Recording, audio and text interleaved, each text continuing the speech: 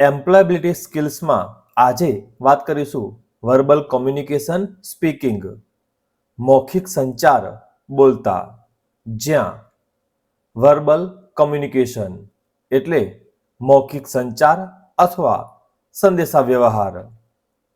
મૌખિક સંચાર એટલે અન્ય લોકો સાથે માહિતી શેર કરવા માટે શબ્દોનો ઉપયોગ. મૌખિક સંચાર કરવા માટે આપણે કોઈ પણ ભાષાનો ઉપયોગ કરી શકીએ છીએ. વાતચીતને સફળ બનાવવા માટે હંમેશા બે પક્ષોની જરૂર પડે છે. બોલતી વખતે આપણને સંદેશ શેર કરવા માટે વક્તાની અને સંદેશ સમજવા માટે શ્રોતાની જરૂર હોય છે. લખતી વખતે આપણને લેખક અને વાચકની જરૂર હોય છે.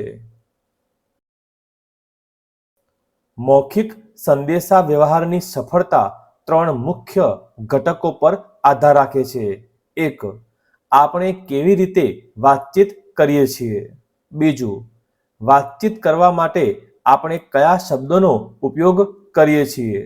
3. અન્ય લોકો આપણને કેવી રીતે સમજે છે. અને અંતે, importance of good verbal communication, મતલબ સારા મૌખિક સંદેશા વ્યવહારનું મહત્વ. મૌખિક વાતચીત પછી ભલે તે બોલતા હોય કે લખતા, લોકો વચ્ચે માહિતી શેર કરવા માટે ખૂબ જ મહત્વપૂર્ણ છે. સારા મૌખિક વાતચીતથી લોકો વચ્ચે સારા સંબંધો બને છે.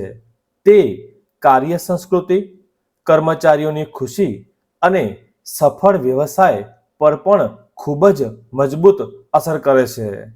આવા જ ES સંલગ્ન તમામ ટોપિક માટે સબસ્ક્રાઇબ કરો.